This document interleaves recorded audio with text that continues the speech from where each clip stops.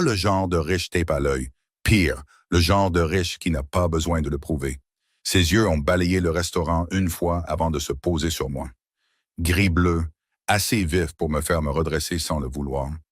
La cuisine est encore ouverte, a-t-il demandé. Sa voix était basse, contrôlée. Le genre de voix habituée à être obéie. Encore 40 minutes. Il a hoché la tête une fois et s'est glissé dans la banquette près de la fenêtre du fond. La plupart des gens s'asseyaient près de l'avant à cette heure tardive, plus près des lumières, plus près de la sécurité.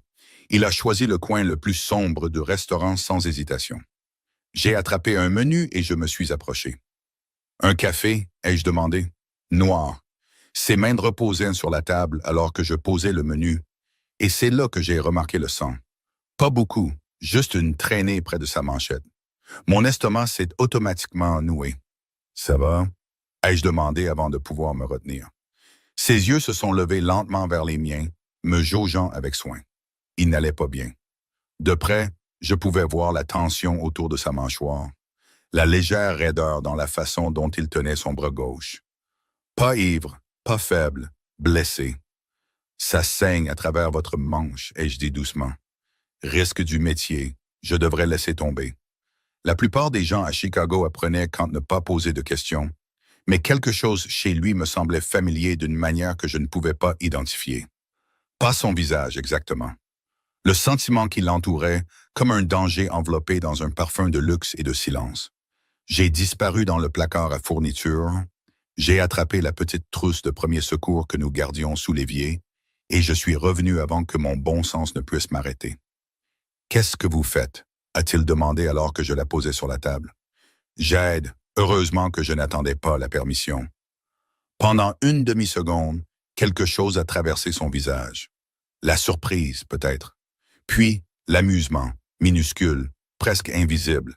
Il a lentement retroussé sa manche, juste assez pour que je voie la coupure près de son avant-bras. Elle n'était pas profonde, juste sale, comme s'il l'avait ignorée trop longtemps. J'ai nettoyé le sang soigneusement pendant que la pluie crépitait contre les fenêtres derrière nous. Il m'a regardé tout le temps, pas d'une manière effrayante. Pire, concentré, comme si j'étais la seule chose dans la pièce. « Vous soignez toujours les étrangers à 1 heure du matin ?» a-t-il demandé. « Seulement ceux qui saignent sur mes tables. » Cela m'a valu un très léger rire étouffé. J'ai fini de mettre le bandage et j'ai reculé. Voilà. Essayez de ne pas frapper de mur ce soir. Sa bouche a légèrement tressailli. Vous supposez que c'était un mur. Vous n'avez pas l'air du genre à perdre une bagarre. Un silence s'est installé entre nous.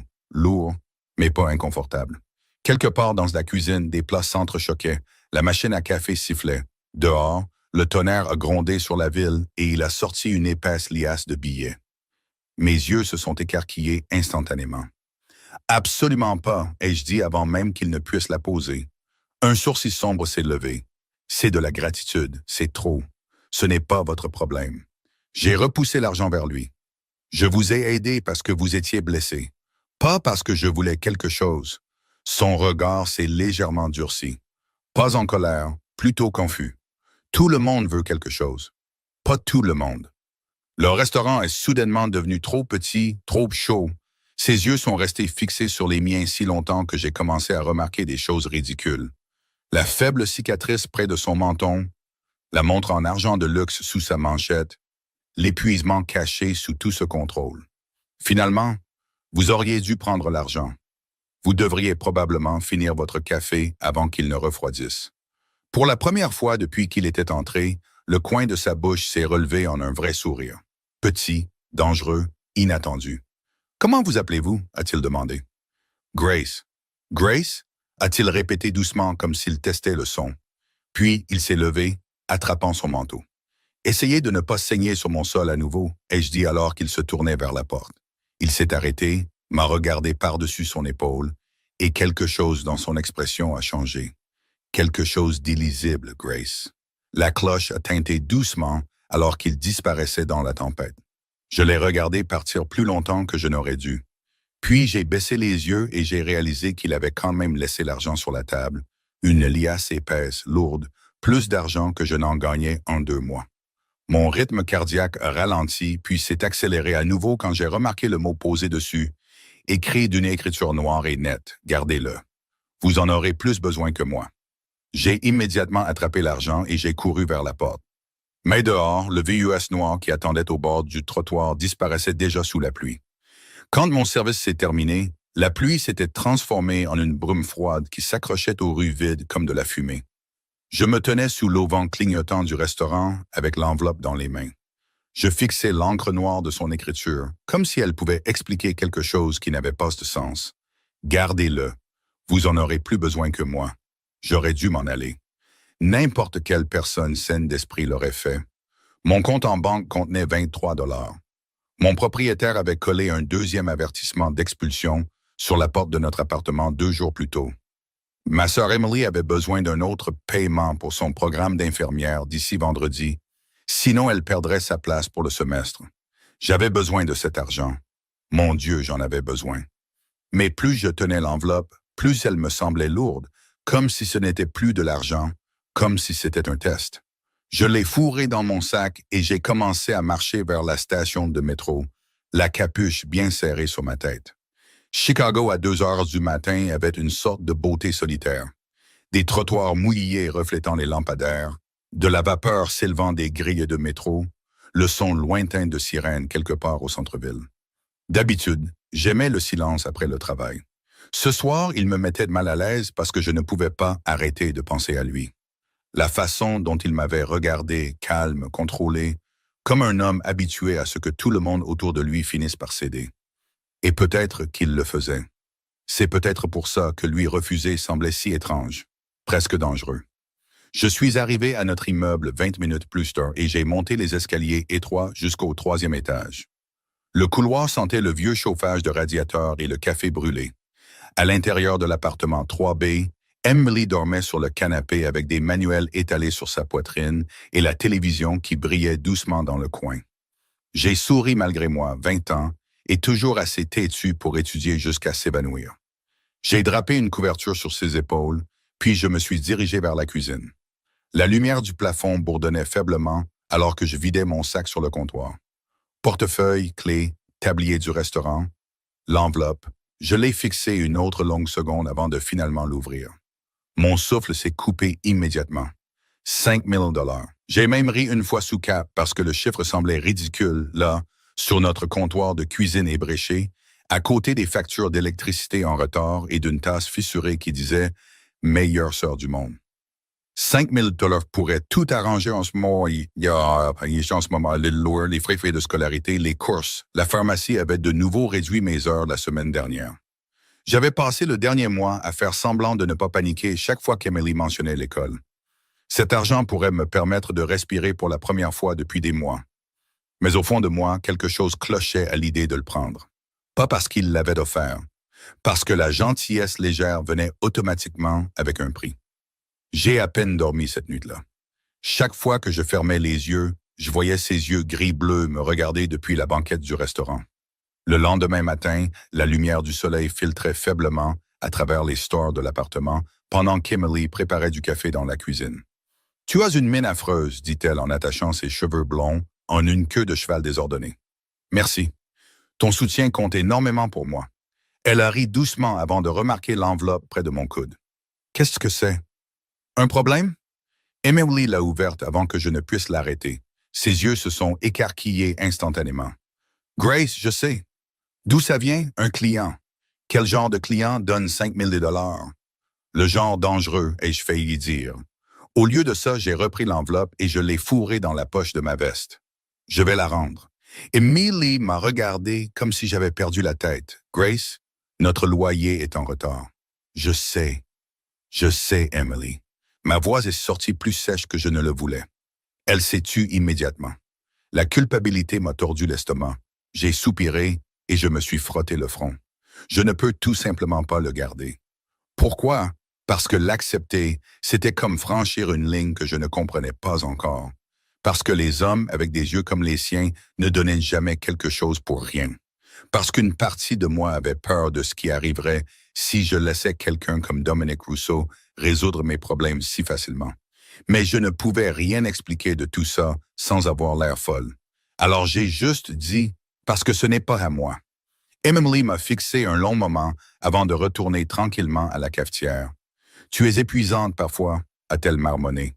Probablement. 2 heures plus tard, je me tenais devant un immeuble du centre-ville qui ressemblait plus à un musée privé qu'à une tour de bureau. Sol en marbre noir, fenêtres allant du sol au plafond. Des hommes en costume sombre près de l'entrée qui remarquaient tout sans avoir l'air de bouger du tout. Mon estomac s'est noué. J'ai franchi les portes tournantes. Le hall sentait le bois poli et le parfum de luxe.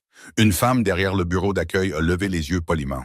« Je peux vous aider? » J'ai posé l'enveloppe sur le comptoir. « Je dois rendre ça à Dominique Rousseau. » L'expression de la réceptionniste a changé de manière presque imperceptible. Minuscule mais suffisant. « Avez-vous un rendez-vous? » « Non. Alors je crains que M. Rousseau ne soit pas disponible. » Avant que je puisse répondre, une voix grave et familière a retenti derrière moi. Laissez-la passer. Chaque muscle de mon corps s'est raidi instantanément. Je me suis retourné lentement. Dominique se tenait près de l'ascenseur dans un costume anthracite qui coûtait probablement plus cher que ma voiture. Son manteau avait disparu. Pas de sang, pas d'épuisement, juste des lignes nettes, une autorité calme et ses mêmes yeux illisibles fixés directement sur moi. Tout le hall semblait se réorganiser autour de lui sans qu'un seul mot ne soit prononcé. Il a jeté un coup d'œil à l'enveloppe dans ma main une fois avant de croiser à nouveau mon regard. « Vous avez fait tout ce chemin pour me refuser 2 fois? » a-t-il demandé doucement. Quelque chose dans le léger amusement de sa voix a fait bondir mon pouls. J'ai resserré ma prise sur l'enveloppe et j'ai quand même levé le menton. Je suis venu rendre ce qui ne m'appartient pas.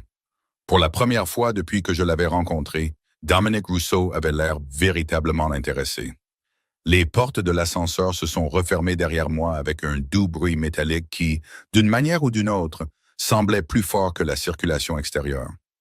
Je me tenais à côté de Dominique Rousseau dans un silence complet, alors que l'ascenseur privé nous emmenait vers le haut, à travers ce qui devait être 40 étages d'acier poli et de richesse impossible. Mon rythme cardiaque n'avait pas ralenti une seule fois depuis qu'il m'avait regardé dans le hall. De près, il dégageait le même calme troublant que dans le restaurant, comme si plus rien au monde ne le surprenait. Rien, sauf peut-être moi. Cette pensée aurait dû me mettre mal à l'aise. Au lieu de ça, elle me rendait nerveuse d'une manière complètement différente. J'ai resserré ma prise sur l'enveloppe dans mes mains. « Vous savez, a-t-il finalement dit, sa voix assez basse pour à peine troubler le silence. La plupart des gens auraient gardé l'argent. La plupart des gens sont probablement plus intelligents que moi. » Un coin de sa bouche a légèrement bougé. Je commence à le remarquer. L'ascenseur s'est ouvert directement sur un bureau privé plus grand que tout notre appartement. Des fenêtres allant du sol au plafond donnaient sur le centre-ville de Chicago, sous un ciel encore lourd de nuages de pluie. Des étagères en bois sombre tapissaient les murs à côté d'œuvres d'art modernes qui semblaient assez chères pour rembourser les prêts étudiants de la moitié de la ville. Tout dans la pièce semblait contrôlé, précis. Même le silence semblait cher. Dominique a desserré le poignet de sa montre en se dirigeant vers l'immense bureau noir près des fenêtres. « Asseyez-vous, a-t-il dit. Je ne reste pas longtemps. Ce n'était pas une demande. J'aurais dû être intimidé par la façon dont il l'a dit. Calme, sans effort. Au lieu de ça, l'irritation a jailli dans ma poitrine avant que la peur ne puisse s'installer. Vous donnez toujours des ordres aux gens comme ça? » Il a jeté un coup d'œil par-dessus son épaule.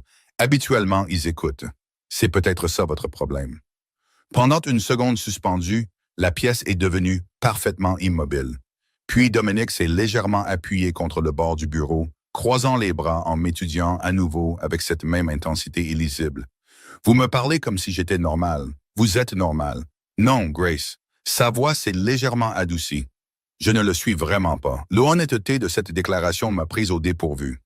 Il n'y avait aucune arrogance dedans, aucune menace, juste un fait. J'ai dégluti et j'ai détourné le regard la première. Cela semblait dangereux aussi, d'une certaine manière. Comme si le contact visuel avec lui durait trop longtemps. « Écoutez, » ai-je dit doucement, en posant l'enveloppe sur son bureau, « j'apprécie le geste. Vraiment, mais je ne peux pas accepter 5 000 $ de quelqu'un que je connais à peine. Pourquoi? Parce que les gens ne distribuent pas ce genre d'argent sans attendre quelque chose en retour. » Dominique m'a fixé un long moment avant de demander doucement « Et que pensez-vous exactement que je veux de vous? » La question a frappé plus fort qu'elle n'aurait dû, parce que je ne savais pas vraiment, et c'était ça le problème. Les hommes de pouvoir voulaient toujours quelque chose à la fin. De l'attention, de la loyauté, de la gratitude, du contrôle. Mais Dominic ne me regardait pas comme les hommes le faisaient habituellement. Il y avait quelque chose de plus froid dans lui, de plus prudent, comme s'il étudiait une énigme qu'il ne pouvait pas résoudre. Je ne sais pas, ai-je admis honnêtement. Exactement. Il a repoussé l'enveloppe vers moi sur le bureau. Alors peut-être arrêter de supposer le pire. Et peut-être arrêter d'essayer de réparer les étrangers avec de l'argent. Ses yeux se sont légèrement plissés, pas en colère. Intéressé? Vous pensez que c'est ce que je fais? N'est-ce pas le cas? Dominic a expiré lentement par le nez avant de se diriger vers les fenêtres donnant sur la ville. La pluie striait la vitre derrière lui en ligne argentée.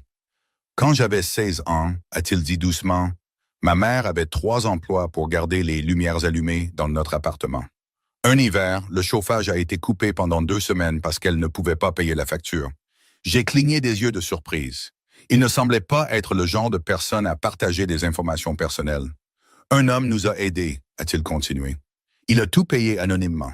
Le loyer, les courses, le chauffage. Son reflet est resté stable dans la vitre. Ma mère a pleuré pendant 1 heure après l'avoir découvert. Pourquoi? Parce qu'elle disait, la dignité est compliquée quand la survie est en jeu. Quelque chose s'est resserré dans ma poitrine de manière inattendue. Dominic s'est retourné lentement vers moi. Vous pensez que j'insulte votre fierté? Ce n'est pas le cas. Alors, qu'est-ce que vous faites? Pour la première fois depuis que je l'avais rencontré, son expression s'est transformée en quelque chose de dangereusement proche de l'honnêteté. J'essaie de vous faciliter la vie. La simplicité de la réponse m'a complètement prise au dépourvu. Pas de manipulation, pas de flirt, juste la vérité livrée dans cette voix profonde et contrôlée qui semblait toujours appartenir à des pièces plus sombres que celle-ci. Je détestais à quel point cela m'affectait. Vous ne me connaissez même pas, ai-je dit doucement. J'en sais assez. Vous savez que je travaille dans un restaurant. Je sais que vous êtes épuisé. Mon souffle s'est légèrement coupé. Dominic s'est approché lentement, sa voix baissant encore d'un ton. Je sais que vos mains tremblent à cause de la caféine parce que vous travaillez trop et dormez trop peu. Je sais que vos chaussures sont usées au talon parce que vous marchez partout au lieu de les remplacer. Et je sais que vous avez regardé ces 5 000 $ hier soir comme s'ils pouvaient vous sauver. La chaleur m'est montée au visage instantanément parce que chaque mot était vrai. Vous m'avez fait suivre, non. Son regard a tenu le mien fermement. J'ai prêté attention. Le silence s'est de nouveau étiré entre nous, lourd cette fois, personnel. Quelque part sous la ville en bas, le tonnerre a roulé doucement sur Chicago. J'ai regardé l'enveloppe posée entre nous et je me suis un peu détesté pour l'envie que j'avais de la garder. Dominic l'a remarqué. Bien sûr qu'il l'a remarqué. Il remarquait tout. Prenez-la, Grace. Sa voix était plus calme maintenant, plus douce. Je l'ai regardé lentement. Les gens comme vous disent toujours ça. Quelque chose d'illisible a traversé ses yeux à ces mots. De la douleur peut-être, ou de la déception. Puis cela a disparu sous son contrôle si rapidement que j'ai presque cru l'imaginer. Dominic a reculé d'un pas, mettant à nouveau de la distance entre nous. Très bien. Il a ramassé l'enveloppe sur le bureau et me l'a tendue une dernière fois. Mais à la fin, le monde enseigne à tout le monde la même leçon. Quelle leçon? Ses yeux gris-bleus se sont fixés sur les miens avec une immobilité troublante. Que refuser de l'aide devient plus difficile quand on est désespéré. J'ai pris l'enveloppe de sa main lentement. Ses doigts ont effleuré les miens pendant moins d'1 seconde. Chaud, ferme, dangereux pour des raisons que je ne pouvais pas expliquer. Puis j'ai reposé l'enveloppe sur le bureau entre nous. Peut-être, ai-je murmuré, mais je préfère lutter plutôt que d'être redevable à la mauvaise personne. Dominic m'a fixé très longtemps après ça, et pour la première fois depuis que j'étais entré dans le bâtiment, j'ai réalisé quelque chose qui a fait battre mon pouls violemment contre mes côtes. Il n'était pas offensé, il était fasciné. J'ai quitté le bureau de Dominic Rousseau avec l'impression d'être sorti d'un orage sans réaliser que j'étais déjà trempé. La descente en ascenseur m'a semblé plus longue qu'avant. Mon pouls refusait toujours de se calmer. Chaque mot qu'il avait dit se rejouait dans ma tête avec une clarté irritante. J'ai prêté attention. La plupart des hommes regardaient des femmes comme on regarde des tableaux dans des hôtels de luxe, jolis, temporaires, remplaçables. Dominic me regardait comme s'il essayait de résoudre quelque chose. Et d'une manière ou d'une autre, cela me troublait plus que s'il avait ouvertement flirté. Dehors, le vent froid de l'après-midi m'a frappé le visage à la seconde où j'ai mis le pied sur le trottoir. La circulation de Chicago rugissait autour de moi tandis que les gens passaient en coups de vent dans des manteaux chers sans remarquer l'étrange lourdeur qui pesait sur ma poitrine. J'aurais dû être soulagé d'avoir rendu l'argent. Fin de l'histoire, sauf que ça ne semblait pas terminé. J'avais l'impression d'avoir accidentellement mis le pied dans quelque chose de plus grand que ce que je comprenais. Mon téléphone a vibré dans la poche de ma veste alors que j'arrivais à la station de métro. « Emily, s'il te plaît, dis-moi que tu as gardé l'argent, » a-t-elle dit immédiatement après que j'ai répondu. « Bonjour à toi aussi, Grace. » J'ai soupiré et je me suis appuyé contre le mur de carrelage froid près du quai. Je l'ai rendu. Silence, puis un long grognement résigné. « Tu es impossible. » « Probablement. Sais-tu ce que j'aurais pu faire avec 5000 $? Acheter 27 manuels d'anatomie et me remettre émotionnellement de l'école d'infirmière? Emily a ri doucement malgré elle. Sérieusement, quel genre d'homme donne autant d'argent à quelqu'un? J'ai fixé les rails du métro tandis que le visage de Dominic traversait à nouveau mon esprit. Des yeux calmes, des costumes élégants, un contrôle silencieux. Je ne sais pas, ai-je admis, mais il n'est pas normal, dangereux. La question s'est installée lourdement entre nous. Peut-être, ai-je murmuré. Alors peut-être, arrête de lui parler. J'ai failli lui dire que c'était mon intention. Au lieu de ça, je suis restée silencieuse parce qu'un instinct profond savait déjà que ça n'allait pas arriver. Le restaurant était plus fréquenté que d'habitude ce soir-là. La pluie faisait toujours entrer les gens à la recherche de chaleur et de caféine. Mon service a commencé à 6 heures et à 8 heures. Chaque banquette était pleine d'employés de bureaux épuisés, d'étudiants et de touristes essayant d'échapper au temps. D'habitude, le bruit m'aidait à moins réfléchir. Ce soir, ça n'a pas marché. Chaque fois que la cloche au-dessus de la porte du restaurant tintait, mon stupide cœur réagissait avant que mon cerveau ne puisse suivre. À 9h30, j'étais agacé contre moi-même. Dominic Rousseau n'allait pas revenir. Les hommes comme lui ne traînaient pas dans des endroits comme celui-ci. Ils avaient des penthouses et des clubs privés et des gens qui leur apportaient probablement du café sans parler à moins qu'on ne leur adresse la parole. J'étais en train d'équilibrer 3 assiettes près de la cuisine quand le restaurant est soudainement devenu silencieux de cette manière étrange et subtile que les pièces ont avant même que les gens ne réalisent pourquoi. J'ai levé les yeux automatiquement. Dominic se tenait près de l'entrée dans un manteau anthracite foncé avec de l'eau de pluie, encore accroché à ses épaules.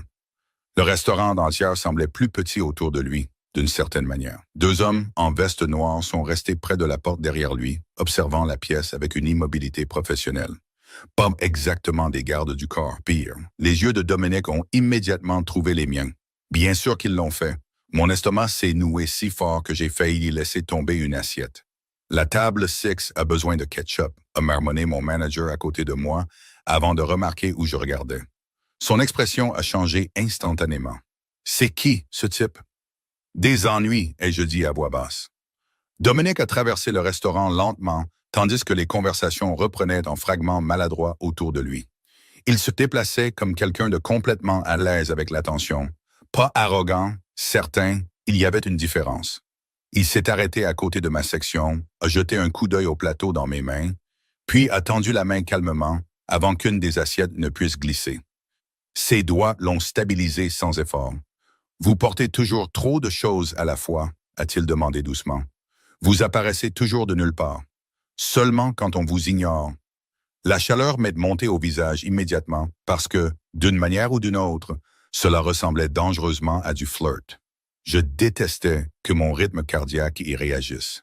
« Qu'est-ce que vous faites ici ?» ai-je demandé. « Dans un restaurant. » Un coin de sa bouche s'est légèrement relevé. « Vous dites ça comme si la nourriture ici était terrible. Elle est terrible. Alors asseyez-vous avec moi après votre service et souffrons ensemble. » Je l'ai regardé avec une incrédulité totale. Dominic avait l'air entièrement sérieux. C'était une blague? On me dit que j'en fais de temps en temps. Le léger amusement dans sa voix a fait quelque chose d'étrange à ma poitrine. Avant que je puisse répondre, une des serveuses plus âgées s'est dépêchée de passer à côté de moi et a murmuré à voix basse.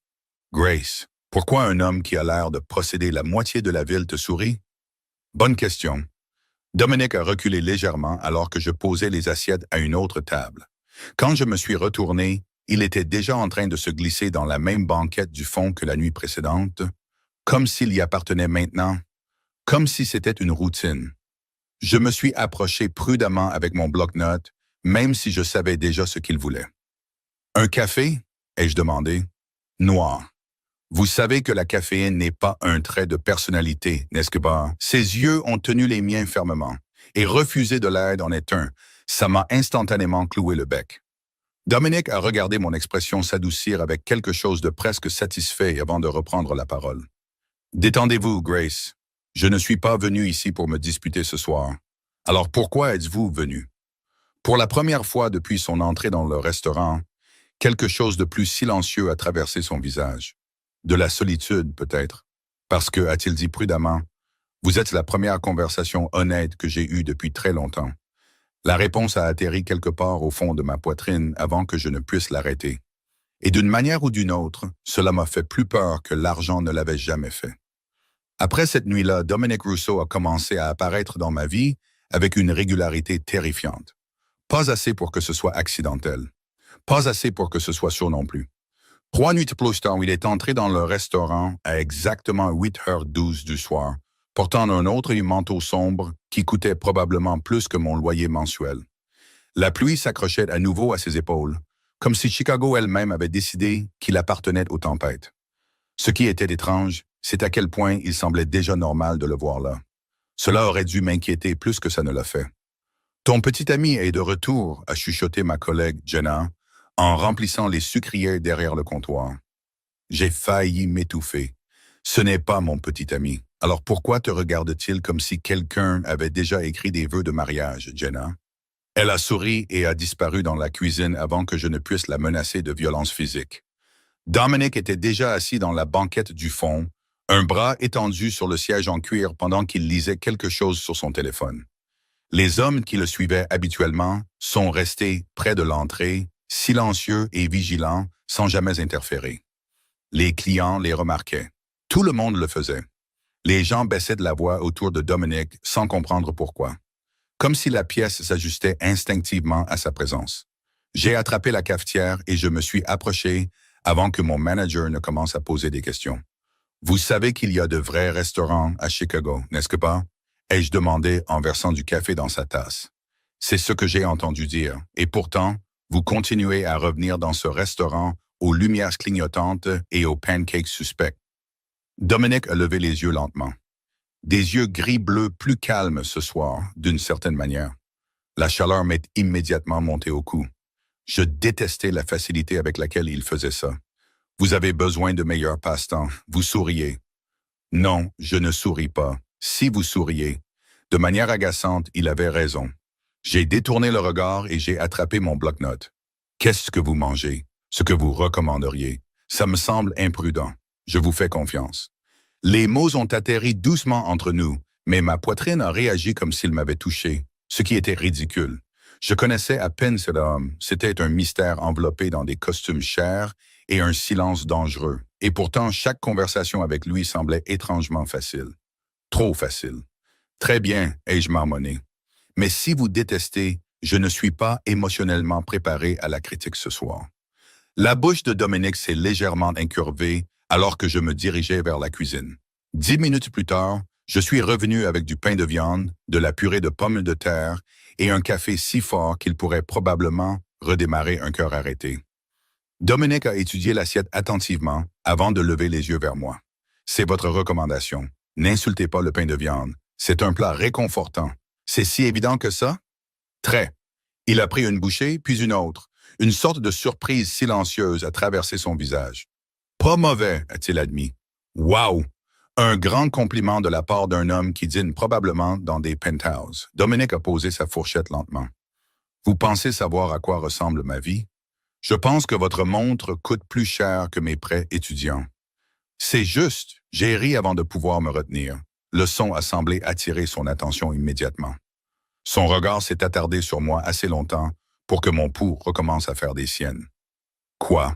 ai-je demandé prudemment. Vous riez différemment quand vous oubliez d'être sur vos gardes.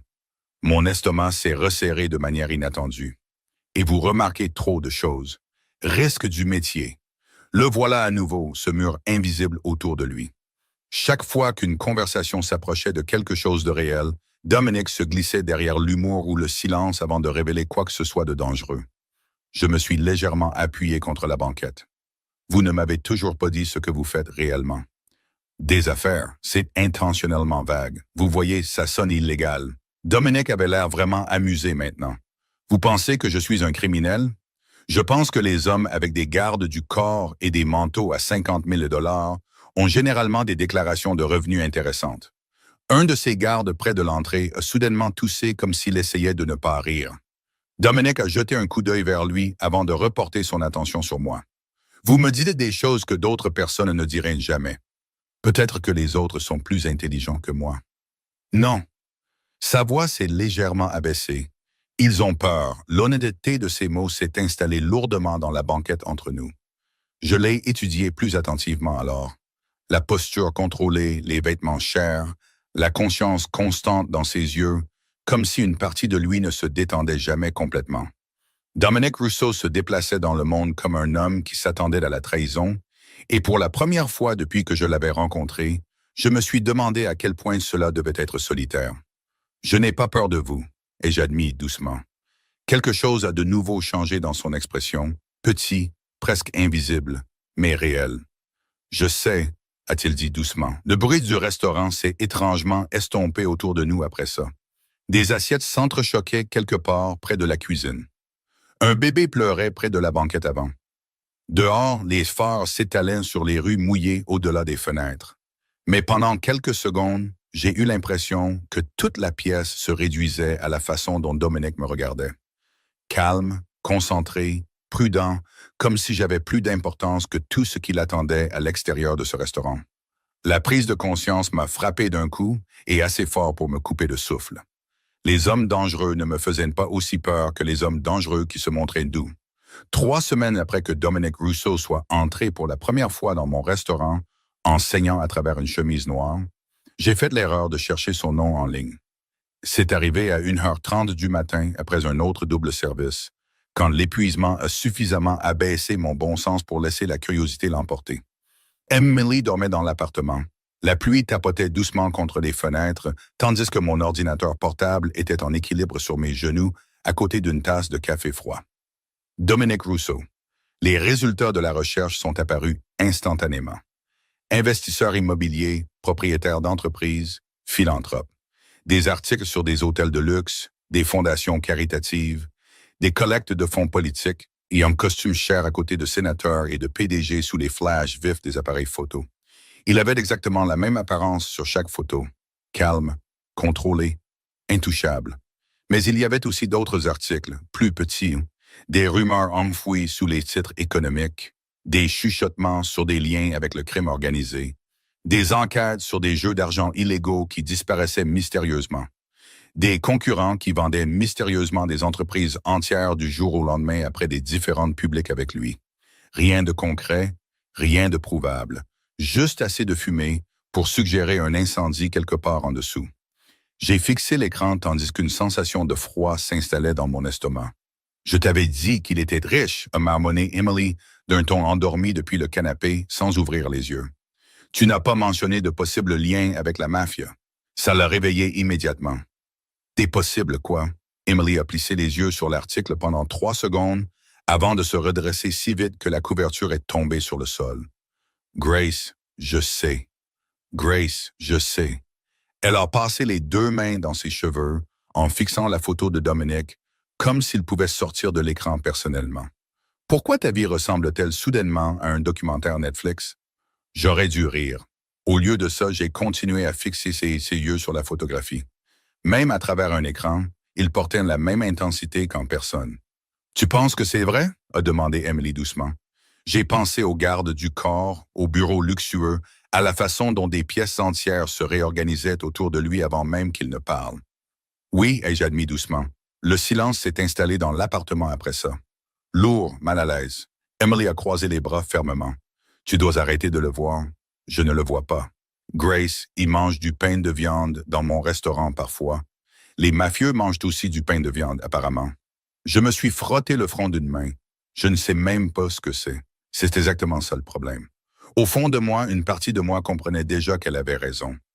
Dominic me troublait d'une manière que je ne pouvais pas expliquer, pas parce que je pensais qu'il me ferait du mal. Étrangement, je ne me suis jamais senti en danger avec lui.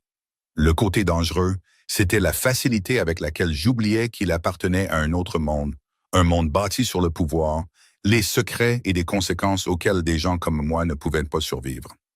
Le soir suivant, j'ai presque réussi à me convaincre qu'il ne se montrerait plus, ce qui était ridicule car à ce stade, une partie embarrassante de moi avait commencé à l'attendre. 8h12. Exactement comme toujours, la cloche du restaurant a tinté doucement, et il était là, manteau sombre, yeux calmes, l'eau de pluie brillant faiblement sur la laine noire sous les néons. Mon estomac m'a trahi instantanément. Dominic l'a remarqué aussi. Bien sûr, il l'a remarqué. « Vous avez l'air préoccupé », a-t-il dit doucement après s'être glissé dans la banquette. « Vous avez l'air prévisible. » Un sourcil s'est légèrement levé. Est-ce une critique? Peut-être. J'ai versé son café prudemment, en essayant de ne pas le regarder différemment maintenant que je savais, ou que je soupçonnais. « Longue journée », a-t-il demandé. Longue recherche sur Internet. Dominic est resté complètement immobile pendant une demi-seconde. Minuscule, à peine perceptible, mais je l'ai quand même attrapé. Et qu'est-ce qu'Internet a dit sur moi? Le voilà. Voix calme, expression contrôlée, mais en dessous, quelque chose s'est aiguisé avec soin. J'ai posé la cafetière lentement. Ça dépend de quel article. Dominic s'est adossé à la banquette sans rompre le contact visuel. Réponse intéressante. Vous pourriez simplement me dire la vérité sur qui vous êtes vraiment. Le silence s'est étiré entre nous tandis que la pluie crépitait doucement contre les vitres du restaurant. La vaisselle s'entrechoquait, les clients parlaient et la vie continuait normalement tandis que mon pouls grimpait à chaque seconde où Dominic restait silencieux. Finalement, il a demandé doucement. « Est-ce que ça changerait la façon dont vous me regardez? » Peut-être. Sa mâchoire s'est légèrement contractée à cette réponse. Alors peut-être que je devrais mentir. L'honnêteté de la réponse a frappé plus fort qu'un déni ne l'aurait fait. Je l'ai regardé attentivement. Ce n'est pas exactement réconfortant. Dominic a brièvement baissé les yeux sur le café noir entre ses mains avant de croiser à nouveau mon regard.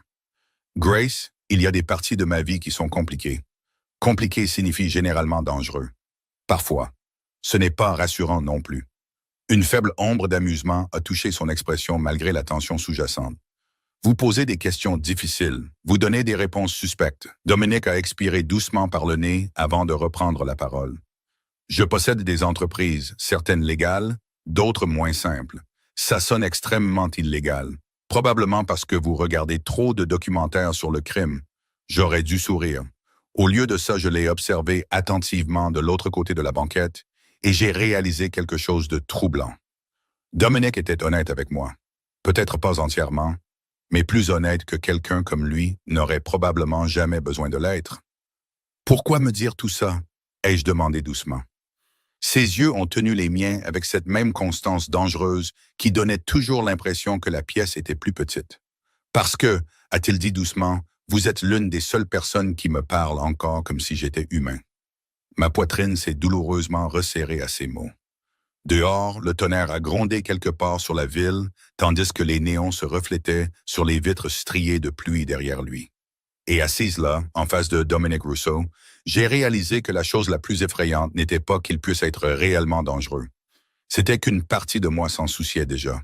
La première fois que j'ai vu Dominic Rousseau en colère, il n'a jamais élevé la voix. C'est ce qui rendait ça effrayant. C'est arrivé un jeudi soir pendant le coup de feu du dîner. Chaque banquette du restaurant était pleine. Les machines à café sifflaient sans arrêt, et le bambin de quelqu'un pleurait près de l'entrée depuis près de 20 minutes d'affilée. J'avais si mal aux pieds que je pouvais sentir mon cœur battre dans mes chevilles. Dominic était assis dans sa banquette habituelle près de la fenêtre du fond. Son manteau sombre plié à côté de lui pendant qu'il travaillait tranquillement sur son téléphone, entre deux gorgées de café noir. Au cours des dernières semaines, sa présence dans le restaurant était devenue étrangement routinière. Les clients chuchotaient à son sujet, mes collègues le fixaient quand ils pensaient qu'il ne regardait pas. Mon manager a soudainement commencé à prétendre que le café était important chaque fois que Dominic entrait. Et d'une manière ou d'une autre, malgré tous les signaux d'alarme dans mon cerveau, j'avais commencé à me détendre autour de lui, ce qui était probablement la décision la plus stupide de ma vie. Grace. J'ai levé les yeux en équilibrant un plateau de frites pour voir Dominic me regarder attentivement de l'autre côté du restaurant. Vous avez encore oublié de manger aujourd'hui. Mon estomac m'a trahi immédiatement en gargouillant assez fort pour qu'il l'entende. Sa bouche a légèrement tressailli. Traître, ai-je marmonné à voix basse en direction de mon propre corps. Comment savez-vous ça? Vous devenez plus silencieuse quand vous avez faim. Je l'ai fixé une seconde de trop. Personne ne remarquait des choses comme ça, pas à moins de prêter une attention constante.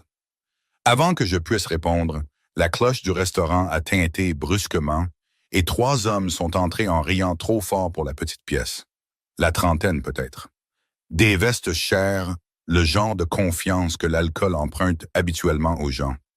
J'ai remarqué que Dominic a jeté un coup d'œil vers l'entrée une fois avant de retourner calmement à son café. Mais quelque chose dans sa posture a légèrement changé, alerte maintenant. Un des hommes s'est glissé dans une banquette près de ma section, tandis qu'un autre s'est appuyé contre le comptoir, faisant défiler son téléphone. Le troisième n'arrêtait pas de me fixer d'une manière qui a instantanément tendu mes épaules. J'ai quand même attrapé des menus et j'ai forcé un sourire poli. « Qu'est-ce que je peux vous servir pour commencer? »« Vous êtes au menu ?» a demandé le plus grand avec un sourire. Je l'ai ignoré automatiquement. Les femmes apprenaient tôt quels commentaires méritaient de l'énergie et lesquels méritaient de la survie. Un café, ai-je répété d'un ton égal. Et votre numéro à la place? Ses amis ont ri. Mon épuisement a usé le dernier fil de patience qu'il me restait. Et des pancakes avec de la maturité émotionnelle? La banquette derrière eux est devenue complètement silencieuse. J'ai réalisé trop tard que Dominic avait entendu chaque mot. L'homme en face de moi s'est adossé avec un sourire narquois. Mignonne, merci. Vous êtes toujours aussi sympathique? Seulement avec les clients qui prennent de mauvaises décisions. Un de ses amis a ri plus fort tandis que l'expression du grand type s'est légèrement crispée. Détends-toi, ma belle. On plaisante. Alors peut-être, raconter des blagues plus drôles. Je me suis retourné pour m'éloigner avant que la situation ne devienne plus inconfortable. C'est à ce moment-là que l'homme a soudainement tendu la main et m'a attrapé le poignet. Pas douloureusement, mais assez pour me figer sur place. Le restaurant entier a changé instantanément. Le silence s'est répandu dans la pièce si vite qu'il en était physique. Mon pouls a trébuché violemment dans ma poitrine. Puis j'ai entendu la voix de Dominic derrière moi. Calme, silencieuse, contrôlée. Lâchez-la. Tous les poils de mes bras se sont dressés immédiatement. L'homme qui tenait mon poignet a jeté un coup d'œil vers Dominic avec une irritation visible. Mêlez-vous de vos affaires. Dominic s'est levé lentement de la banquette. Pas de mouvement dramatique, pas de menace. D'une manière ou d'une autre, ça rendait les choses pires. Les 2 hommes qui restaient habituellement près de l'entrée se sont redressés immédiatement. Une main s'est subtilement déplacée vers sa veste avant de s'arrêter quand Dominic a à peine secoué la tête une fois. « Vous êtes dans ma ville », a dit Dominic doucement. Assis dans mon restaurant, parlant à quelqu'un sous ma protection. Mon souffle s'est coupé instantanément. Sous ma protection. Les mots m'ont enveloppé d'une chaleur dangereuse. L'homme a ri une fois sans humour. Protection? Mais qui diable êtes-vous censé être? Dominic a fait exactement un pas de plus. Expression illisible. Quelqu'un qui vous donne l'opportunité de partir poliment. La pièce est devenue plus froide soudainement. Pas parce que Dominic semblait en colère. Parce qu'il ne l'était pas. L'homme a relâché mon poignet lentement, mais sa bravade avait commencé à s'effriter sur les bords. Il a regardé autour du restaurant comme s'il réalisait enfin que personne d'autre ne parlait. Personne d'autre ne bougeait non plus. Dominic Rousseau portait le genre de silence qui rendait les gens nerveux sans comprendre pourquoi. Peu importe ce que l'homme a finalement marmonné en se levant de la banquette. Serveuse folle. Quoi qu'il en soit, le regard de Dominic ne l'a jamais quitté. Partez. Ils l'ont fait, rapidement. La cloche au-dessus de la porte du restaurant a claqué bruyamment derrière eux, alors qu'un courant d'air froid s'engouffrait pendant une brève seconde avant que le silence ne s'installe à nouveau. Mon manager a immédiatement fait semblant de réorganiser les reçus près de la caisse, tandis que chaque client du restaurant évitait de regarder directement Dominic, comme si l'instinct leur disait de ne pas le faire. Je l'ai fixé de l'autre côté de la pièce pendant que mon rythme cardiaque revenait lentement à la normale. Dominique m'a regardé calmement puis a hoché la tête une fois en direction de la cuisine. « Prenez 5 minutes, a-t-il dit doucement. Vous tremblez. » J'ai baissé les yeux. Il avait raison. Mes doigts tremblaient légèrement autour du bloc-notes, toujours serré dans ma main. Vous n'aviez pas à faire ça. L'expression de Dominique s'est adoucie de manière presque invisible. Si, a-t-il dit prudemment, je le devais. Quelque chose dans la façon dont il m'a regardé alors m'a fait mal à la poitrine de manière inattendue. Pas de la possession, pas de l'obsession. Pire, de l'inquiétude. Une réelle inquiétude de la part d'un homme que l'Internet qualifiait de dangereux. Et debout là, sous les lumières clignotantes du restaurant, le pouls encore battant, j'ai réalisé quelque chose de terrifiant. Une partie de moi ne s'était jamais sentie aussi en sécurité que lorsque Dominique Rousseau avait prononcé mon nom comme s'il avait de l'importance. Après que Dominique m'ait appelé quelqu'un sous sa protection, j'ai arrêté de dormir correctement. Ça semblait ridicule même dans ma propre tête. J'étais une serveuse de 26 ans partageant un minuscule appartement avec sa sœur cadette, pas l'héroïne d'un film de crime dramatique. Des gens normaux auraient dû entendre ces mots et courir immédiatement dans la direction opposée. Au lieu de ça, je n'arrêtais pas de les rejouer dans ma tête en essayant de comprendre pourquoi ils me réchauffaient de la poitrine, au lieu de me faire peur. C'était la partie dangereuse de Dominique Rousseau. Il ne s'est jamais imposé, n'a jamais exigé mon attention. D'une manière ou d'une autre, cela le rendait plus difficile à résister. Une semaine s'est écoulée avant que je ne le revoie en dehors du restaurant. Vendredi soir, un vent froid fouettait le centre-ville de Chicago assez fort pour me piquer le visage. Mon service s'est terminé juste après minuit, et les rues brillaient d'argent sous les lampadaires après une autre soirée de pluie. Je suis sorti, resserrant mon manteau autour de moi, quand un VUS noir familier s'est approché silencieusement du trottoir de l'autre côté de la rue. Mon estomac m'a immédiatement trahi. Dominique est sorti quelques secondes plus tard, vêtu d'un manteau anthracite avec les mains calmement dans ses poches. Il avait l'air injustement calme pour un homme debout dans un froid glacial après minuit. Ça devient effrayant, ai-je crié de l'autre côté du trottoir. La bouche de Dominique s'est légèrement incurvée. Vous m'avez remarqué rapidement. Vous conduisez un véhicule assez grand pour envahir de petits pays. Il s'est approché de moi lentement tandis que la circulation sifflait sur les rues mouillées derrière lui. Vous ne devriez pas rentrer seul à pied si tard. Chicago a des trains. Chicago a aussi des gens. Vous dites ça comme si l'humanité était un défaut de conception. Fréquemment. J'ai ri doucement avant de pouvoir me retenir. Dominique a de nouveau observé le son se produire, avec cette même concentration silencieuse qui me faisait toujours me sentir étrangement visible. « Venez manger avec moi », a-t-il dit soudainement. « Dominique, vous n'avez pas mangé depuis midi. » J'ai cligné des yeux. « Est-ce que vous suivez secrètement mes repas? Vous avez des maux de tête quand vous sautez des repas. Ça ne répond pas à la question. » De manière agaçante, si. Je me suis frotté le front automatiquement parce que la douleur sourde derrière mes yeux s'était accumulée depuis des heures. Dominique a remarqué le mouvement immédiatement. Bien sûr, il l'a remarqué. « 20 minutes, a-t-il dit doucement. Ensuite, je vous ramènerai à la maison. Vous avez l'air très confiant que j'accepte. Vous êtes épuisée, Grace. Pas irrationnel. Ce qui était effrayant, c'était la facilité avec laquelle je lui disais oui maintenant. Peut-être parce que Dominique ne m'a jamais fait me sentir piégé. Peut-être parce que quelque part entre les recharges de café et les conversations silencieuses, j'avais commencé à voir la solitude sous tout son contrôle. Très bien, ai-je finalement marmonné. Mais si vous m'emmenez quelque part qui sert de minuscules portions de nourriture décorative, je pars. Dominique m'a ouvert la porte du VUS avec un calme suspect. Je garderai vos besoins émotionnels à l'esprit. Le trajet vers le centre-ville semblait étrangement paisible. Un jazz doux jouait tranquillement dans les haut-parleurs, tandis que les lumières de la ville se reflétaient sur les vitres striées de pluie. Dominique conduisait lui-même ce soir. Pas de garde du corps, pas d'homme tendu surveillant chaque porte. Juste lui à côté de moi en vêtements sombres, avec une main posée nonchalamment sur le volant. Humain. Cela semblait presque plus dangereux. « Alors, où allons-nous » ai-je demandé. « Un restaurant, je l'ai fixé. Vous plaisantez, vous avez dit pas de nourriture décorative. Vous passez déjà toutes vos nuits dans mon restaurant.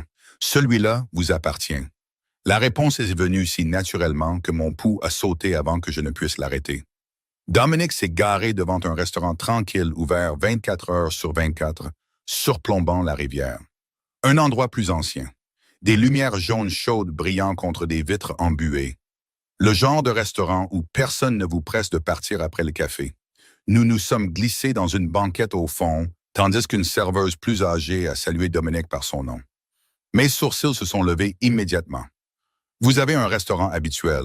Tout le monde a besoin d'un endroit honnête dans le monde. La serveuse a apporté du café sans demander. Dominique m'a regardé enrouler mes deux mains autour de la tasse comme si la chaleur seule pouvait empêcher l'épuisement d'atteindre mes os. « Vous travaillez trop », a-t-il dit doucement. « Vous remarquez trop de choses. Je m'inquiète. » Le mot a atterri doucement entre nous, honnête, sans protection. J'ai levé les yeux lentement. Dominique a tenu mon regard sans hésitation. Pas de jeu, pas de charme, juste la vérité assise là sous les lumières tamisées du restaurant à 1 heure du matin. Ma poitrine s'est douloureusement resserrée autour de ça. Personne ne s'inquiète pour moi comme ça, ai-je admis avant de réfléchir. Quelque chose a changé dans son expression immédiatement. Une tristesse prudente, peut-être. Il devrait. Le silence s'est installé autour de nous tandis que la neige commençait à tomber doucement à l'extérieur des fenêtres. Première chute de neige de l'année. Chicago semblait plus douce en dessous, moins nette sur les bords. « Dites-moi quelque chose de vrai », a dit Dominique doucement après un moment. « Quoi? Quelque chose que personne d'autre ne sait. » J'ai souri faiblement contre la tasse de café. Ça semble dangereux. Peut-être que je suis fatigué des conversations qui ne signifient rien. Je l'ai étudié attentivement de l'autre côté de la banquette. L'Internet le qualifiait d'impitoyable, de puissant, d'intouchable. Mais assis ici ce soir, Dominique Rousseau avait l'air fatigué d'une manière que l'argent ne pouvait pas réparer. « D'accord », ai-je murmuré finalement. « Quand mes parents sont morts, j'ai arrêté de croire que les gens restaient. » Dominique est resté complètement immobile. J'ai fixé le café en me forçant à continuer. Tout le monde part à un moment donné. Les emplois, les relations, la sécurité. Alors j'ai appris à ne pas trop avoir besoin de qui que ce soit. Un silence inconfortable s'est étiré. Puis Dominique a parlé assez doucement pour que je le manque presque. Ça explique pourquoi vous continuez à refuser des choses. Ma gorge s'est resserrée de manière inattendue. Peut-être. Grace. J'ai levé les yeux lentement. Ishimai. La neige tombait derrière lui au-delà des vitres du restaurant, tandis qu'un jazz doux jouait quelque part près du comptoir. Les yeux gris-bleus de Dominique ont tenu les miens avec une douceur terrifiante. « Je pense, a-t-il dit prudemment, que vous méritez des gens qui restent, quoi qu'il arrive. » Et assise là, en face d'un homme que j'aurais dû craindre, j'ai réalisé que mon cœur avait déjà commencé à faire quelque chose de bien plus dangereux que la peur. Le premier cadeau que Dominique Rousseau m'ait jamais fait n'était pas de l'argent. C'était le silence. Un vrai silence. Le genre qui s'enroule autour de vos côtes après des mois à survivre au bruit, aux factures, au stress, à l'épuisement, à la peur. 2 jours après notre conversation nocturne au restaurant, je suis rentré à la maison après un double service, m'attendant à trouver un autre avis d'expulsion scotché à la porte de notre appartement. Au lieu de ça, j'ai trouvé le couloir silencieux pour une fois. Pas de cris des voisins du dessous. Pas d'alarme d'ascenseur cassé bourdonnant sans fin dans le bâtiment. Juste le silence et la faible odeur de peinture fraîche. J'ai immédiatement froncé les sourcils. Notre propriétaire n'avait rien réparé depuis des années. À l'intérieur de l'appartement, Emily était assise, figée à la table de la cuisine, fixant une feuille de papier comme si elle pouvait exploser. « Pourquoi as-tu l'air d'avoir vu un fantôme ?» ai-je demandé prudemment. Elle a levé les yeux lentement. « Grace, c'est généralement mon nom. » Oui, le propriétaire est passé. Chaque muscle de mon corps s'est tendu instantanément. Qu'est-ce qui s'est passé? Emily m'a tendu le papier avec des doigts légèrement tremblants. C'était un reçu. Loyer payé. 3 mois. Mon rythme cardiaque s'est complètement arrêté pendant une terrible seconde. « Non », ai-je murmuré immédiatement. « Non. » Emily s'est levée rapidement de la table. « Grace, peut-être que quelqu'un a enfin eu pitié de nous. Personne n'a pitié des gens pendant 3 mois d'affilée. » Je savais déjà. Au fond de moi, je savais avant même d'attraper mon téléphone. Dominique a répondu à la 2e sonnerie. « Vous avez l'air contrarié, a-t-il dit calmement. Avez-vous payé mon loyer? » Silence. Minuscule, à peine perceptible, mais suffisant. « Dominique, le propriétaire de votre immeuble prévoyait d'augmenter les prix le mois prochain, a-t-il dit doucement. Maintenant, il ne le fera pas. Ma poitrine s'est resserrée si fort que ça faisait mal. Vous aviez promis plus d'argent. J'ai promis sans condition. Ce n'est pas mieux. Emily observait attentivement mon visage de l'autre côté de la cuisine pendant que je faisais les 100 pas vers la fenêtre de l'appartement. La neige tombait doucement dehors sous le ciel gris de Chicago. Vous ne pouvez pas continuer à faire ça, ai-je murmuré. La voix de Dominic est restée d'un calme exaspérant. Faire quoi? Peut-être que j'essaie de soulager les choses, sans me demander. Vous auriez dit non, exactement. Le silence s'est de nouveau installé lourdement entre nous. Puis Dominic a parlé plus doucement cette fois, plus honnêtement. Grace, je vous ai vu travailler 16 heures d'affilée la semaine dernière, en prétendant que vous n'étiez pas assez épuisé pour vous effondrer. Ma gorge s'est resserrée de manière inattendue. Ce n'est pas votre responsabilité. Peut-être que je veux que ça le soit. Les mots ont frappé quelque part de profond et de dangereux à l'intérieur de ma poitrine. J'ai fermé les yeux brièvement parce qu'entendre Dominic Rousseau dire quelque chose d'aussi doux n'aurait pas dû m'affecter autant. On ne peut pas acheter sa place dans la vie des gens, ai-je dit doucement. Je commence à comprendre ça. Alors pourquoi faire ça? Dominic a expiré lentement au téléphone. Parce que vous aider me semble plus important que d'être obéi. Cela m'a complètement coupé la parole pendant plusieurs secondes. Emily a mimé « Qu'est-ce qui se passe ?» Depuis la table de la cuisine pendant que je regardais, impuissante, par la fenêtre de l'appartement. Je ne savais pas. C'était la partie terrifiante. Plus rien chez Dominic ne semblait simple. Ni son attention, ni sa gentillesse, ni la façon dont il faisait en sorte que la protection ressemble dangereusement à de l'affection.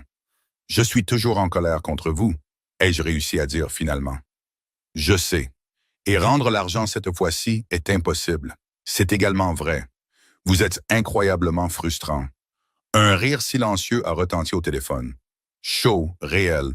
Il a fait des choses étranges à mon rythme cardiaque. Vous devriez vous reposer ce soir, a dit Dominic doucement. Ce n'est pas changer de sujet. Non, a-t-il répondu doucement. C'est moi qui me soucie de vous. Quoi qu'il arrive, après avoir raccroché, je suis resté près de la fenêtre de l'appartement pendant un long moment, regardant la neige s'accumuler le long des escaliers de secours de l'autre côté de la rue. Emily s'est approchée prudemment. Alors, a-t-elle dit lentement, le milliardaire mafieux émotionnellement indisponible a payé notre loyer. S'il te plaît, ne l'appelle pas comme ça. Intéressant que tu aies défendu milliardaire avant mafieux. J'ai grogné doucement et je me suis laissé tomber sur le canapé. Emily s'est assise à côté de moi immédiatement. « Grace, quoi? Tu l'aimes bien? » Absolument pas. Elle m'a lancé un regard. Tu souris chaque fois que ton téléphone s'allume maintenant. Ce n'est pas une preuve. Tu as aussi arrêté de te plaindre de tes services de nuit parce qu'ils visitent le restaurant, Emily. Et tu défends un homme qui, apparemment, terrifie les propriétaires au point de les rendre charitables. J'ai ouvert la bouche pour argumenter à nouveau avant de réaliser que je n'avais plus d'arguments, parce que quelque part, entre le café de fin de soirée et les conversations silencieuses, Dominic Rousseau avait cessé d'être un étranger. Cela aurait dû me faire plus peur. Au lieu de ça, la partie la plus effrayante était de réaliser à quel point son attention avait commencé à me sembler sûre. 3 nuits plus tard, je suis entré dans le restaurant pour un autre service et je me suis figé immédiatement.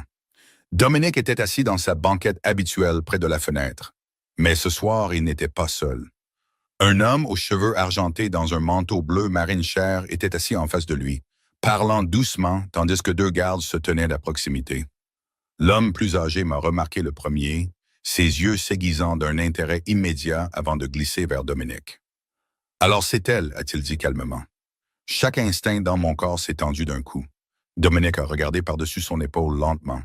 À la seconde où ses yeux ont trouvé les miens, toute son expression s'est adoucie d'une manière que je n'avais jamais vue auparavant. Et d'une manière ou d'une autre, cela m'a effrayé plus que tout.